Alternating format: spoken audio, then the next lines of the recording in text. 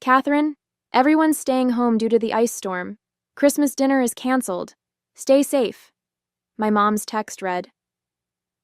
I stared at my phone in disappointment but understood. After all, Nashville winters can be dangerous. What I didn't know then was that this simple text would unravel years of family deception and change my life forever. My name is Catherine, and I'm 32. I'm an accountant, and until last Christmas, I thought I was just the different one in my family. The quiet, career-focused sister who didn't quite fit in with their loud social gatherings. My younger sister Anna was always the star, the one who could do no wrong in our parents' eyes. That Christmas morning, I settled in for a quiet day alone. I made myself hot chocolate, turned on some holiday movies, and tried to stay positive despite the loneliness. Around 3 p.m., I was scrolling through Instagram when my heart stopped. There it was, a fresh post from my cousin Nina. Perfect family Christmas at Anna's, so blessed to have everyone together. Family traditions, Christmas dinner. The photo showed my entire family, mom, dad, aunts, uncles, cousins, even my grandmother, gathered around Anna's elegant dining table. They were all smiling, wearing festive sweaters, clearly enjoying the celebration they had deliberately excluded me from. Through the windows in their photos, I could see clear, sunny skies. There was no ice storm. There never had been. My hands shook as I scrolled through more photos. There was my dad carving the turkey, my mom arranging her signature Christmas cookies, my little nieces and nephews opening presents. The ice storm excuse was a complete fabrication, a convenient lie to avoid telling me I wasn't welcome at their perfect family gathering. I felt sick to my stomach as the truth sank in. All those times they'd told me events were canceled, all those intimate gatherings I hadn't been invited to. How many of them had actually happened without me? How long had they been coordinating behind my back to exclude me while pretending to care? The next morning, my phone rang. It was my mother, acting as if nothing had happened. "Hi, honey. Hope you had a nice, quiet Christmas. We missed you." The casual cruelty of her words made my hands clench into fists. This was the moment everything would change, though I didn't know it yet. Growing up in our family home, I always tried to be the good daughter. I helped my mom with chores, maintained straight A's in school, and even gave up my dream of attending art school to pursue accounting because my parents insisted it was more practical. Meanwhile, my sister Anna could do whatever she wanted. When she dropped out of college to become a yoga instructor, my parents called her brave. When I worked overtime to help them pay off their mortgage, they barely acknowledged it. I remember one particular incident that should have opened my eyes sooner. 3 years ago, when my dad needed surgery, I took 3 weeks off work to help care for him. I cooked, cleaned, drove him to appointments, and managed his medications. Anna showed up once, stayed for an hour taking selfies with him for social media, then left claiming she had a yoga retreat. Yet somehow, in my parents' retelling of that time, Anna was the supportive daughter, while I was just doing the bare minimum. My extended family wasn't much better. At every gathering, my aunts would praise Anna's free spirit while asking me when I was going to loosen up and learn to enjoy life. My accomplishments at work were dismissed as boring, while Anna's latest adventure teaching yoga in Bali was the talk of every family dinner. I kept telling myself it didn't matter, that family was family, and they loved me in their own way. Even last month, I spent hours helping my mom prepare for Thanksgiving, only to hear her tell everyone that Anna had done all the work while I just sat around. I swallowed my hurt and kept quiet, just like always. When Anna announced she'd be hosting Christmas this year, I offered to help with the planning and cooking. She brushed me off, saying she wanted it to be perfect. I should have seen the signs then, but I was still trying so hard to believe in the fiction of our happy family. The truth is, I've spent my entire life trying to earn their approval, making excuses for their behavior, and pretending not to notice when they excluded me from spontaneous family gatherings that everyone else somehow knew about. I convinced myself that if I just tried harder, worked longer, gave more, they would finally see me as worthy of being part of their perfect family picture. "Hi, honey. Hope you had a nice, quiet Christmas. We missed you." My mother's fake cheerfulness made my stomach turn. I gripped my phone tighter, staring at the Instagram photos still open on my laptop, evidence of their perfect family gathering that I'd been deliberately excluded from. Really? I managed to keep my voice steady. Because Nina's social media posts show everyone had a wonderful time at Anna's house, everyone except me. The silence on the other end was deafening. I could almost see my mother's face, that familiar expression when she's been caught in a lie, but is already formulating excuses. "Oh, well," she stammered. "Anna organized it last minute, and you know how you can be at gatherings, always so quiet and making everyone uncomfortable. We just thought—" "Thought what?" I pressed. "That it would be better to lie to me? To make me spend Christmas alone while pretending everyone else was doing the same?" "Don't be so dramatic," my mother sighed. "We were trying to avoid any awkwardness. You know how Anna wanted everything to be perfect." That's when it hit me. All the past, canceled events, the times plans had mysteriously fallen through, the family photos I'd see later on social media. This wasn't a one-time thing. This was a pattern. "How many times?" I asked, my voice barely a whisper. "How many other gatherings have you lied to me about?" Another telling silence. Then, "Catherine, you're being oversensitive. This is exactly why—" "Why what?" I cut her off.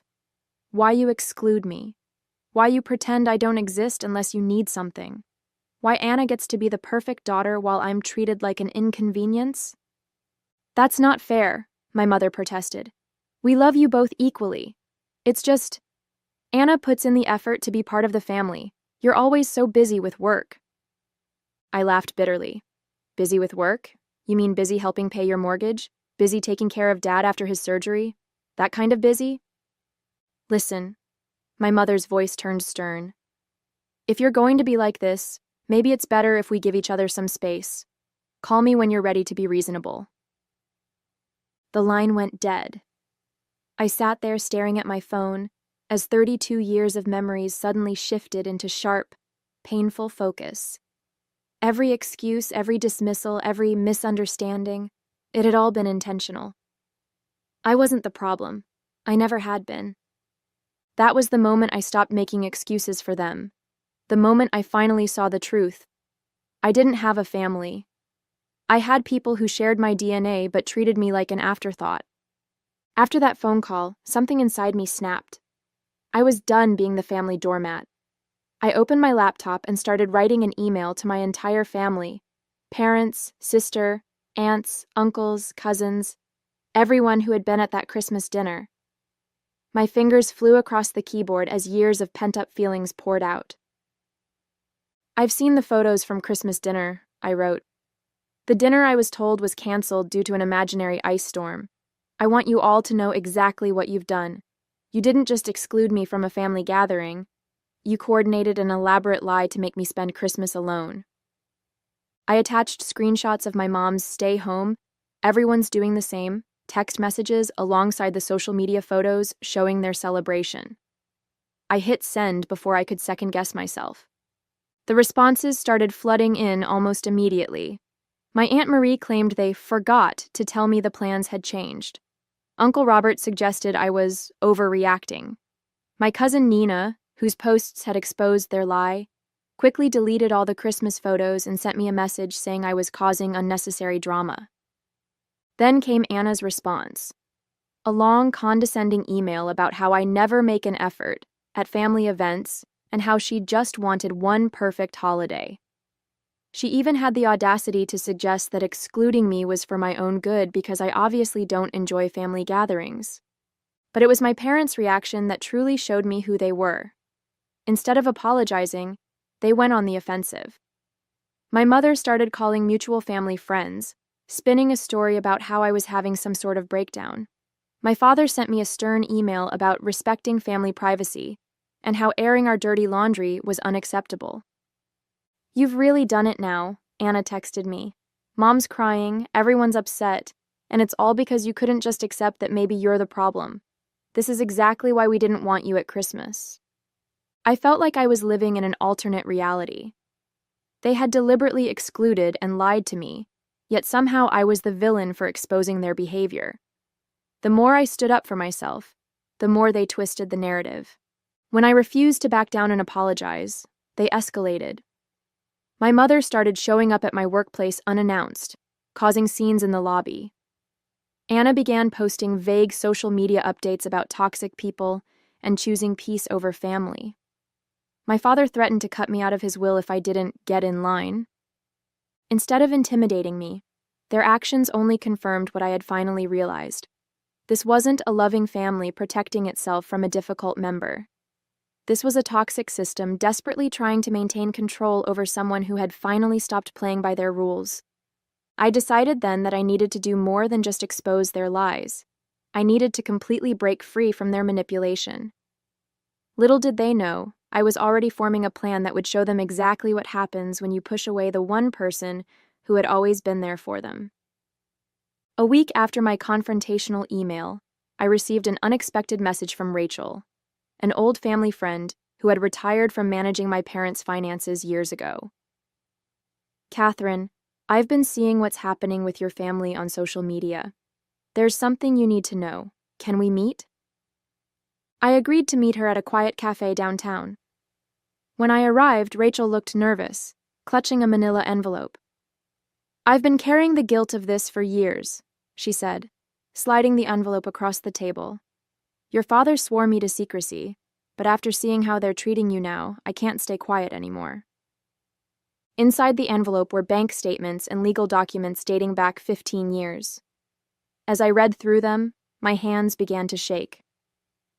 According to these records, my grandfather had left a significant inheritance specifically for my education and future, nearly $300,000, money I had never known about. "Your father was the trustee," Rachel explained quietly. "He was supposed to give you access when you turned 25. Instead, he transferred everything to Anna's accounts, using it to fund her lifestyle and her failed business ventures." The revelation hit me like a physical blow. All those years I'd worked overtime to pay for my accounting degree, the student loans I was still paying off, the times I'd helped them with their mortgage. They had been sitting on my inheritance the whole time, spending it on Anna. "There's more," Rachel continued. "Your grandfather also left properties that were meant to be split equally between you and Anna. Your parents sold them all. Using your power of attorney, they had you sign when you were 18. Remember when they said it was for emergency medical decisions?" I felt sick. The document I'd trustingly signed had given them complete control over my financial interests. They had systematically robbed me of my inheritance while watching me struggle, accepting my help with their expenses, and making me feel guilty for not contributing enough to the family. Even worse, the statements showed regular transfers to Anna labeled as business investments, money taken from my inheritance to fund her yoga studios, her retreats in Bali, all those adventures they'd praised her for while criticizing my boring accounting career. "Why tell me now?" I asked Rachel, my voice barely steady. "Because I saw your mother's social media posts painting you as unstable and ungrateful. They're trying to discredit you before you can discover the truth. They've been embezzling from you for years, Catherine. What they've done isn't just morally wrong, it's illegal." Everything suddenly made horrible sense. Their escalating attempts to paint me as unreasonable, the threats to cut me out of the will, when they'd already stolen my inheritance, their desperate need to maintain the narrative that Anna was the successful sister while I was the difficult one. I carefully packed the documents back into the envelope, my mind racing. "Thank you, Rachel. I know exactly what I need to do now." This wasn't just about a ruined Christmas anymore. This was about years of calculated deception and theft. And I, an accountant with years of experience tracking financial fraud, was uniquely qualified to make them face the consequences. With Rachel's documents in hand, I spent the next week meticulously building my case. As an accountant, I knew exactly how to trace the money trail. Every unauthorized transfer, every misused power of attorney, every fraudulent document. I tracked it all. I also hired Sarah Chen, a lawyer specializing in estate fraud, to review everything. "This is a clear case of financial exploitation," Sarah confirmed. We can file criminal charges if you want to pursue that route. I considered my options carefully. A criminal case would destroy my family's reputation, but they had already destroyed our relationship. Still, I decided to give them one last chance to make things right. I emailed my parents and Anna, requesting a family meeting to resolve our differences. They jumped at the chance, probably thinking they could manipulate me back into line. We agreed to meet at my apartment the following Saturday. The morning of the meeting, I arranged 3 folders on my dining table, one for each of them. Inside each folder was a complete record of their fraud, along with a letter from my lawyer outlining their options. Either transfer all remaining funds back to me and sign a confession, or face criminal charges. They arrived looking smug, clearly expecting me to apologize. My mother started in immediately. "Catherine, we're so glad you've come to your senses." I cut her off by sliding the folders across the table. "Before anyone says another word, I suggest you read these." The color drained from my father's face as he scanned the documents. Anna's hands started shaking. My mother tried to maintain control. "This is ridiculous. You're trying to blackmail your own family?" "Blackmail?" I laughed coldly. "No, I'm giving you a choice. Return my inheritance with interest and admit what you did, or I'll let the police handle it. Rachel's already agreed to testify." "Rachel had no right," my father started. "You had no right," I interrupted. "You stole from me for years while watching me struggle. You used my power of attorney to sell property that was rightfully mine. You funded Anna's lifestyle with my inheritance." Anna burst into tears. "I didn't know. They told me the money was from their savings."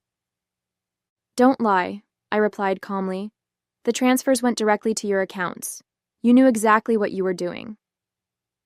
My mother tried a different approach. "Think about what this will do to the family. What will people say?" "You should have thought about that before stealing hundreds of thousands of dollars from your own daughter," I responded. "You have 48 hours to decide. Either sign the confession and arrange the transfers, or I'm going to the police." They left in a panic, my father practically dragging my hysterical mother and sister out the door.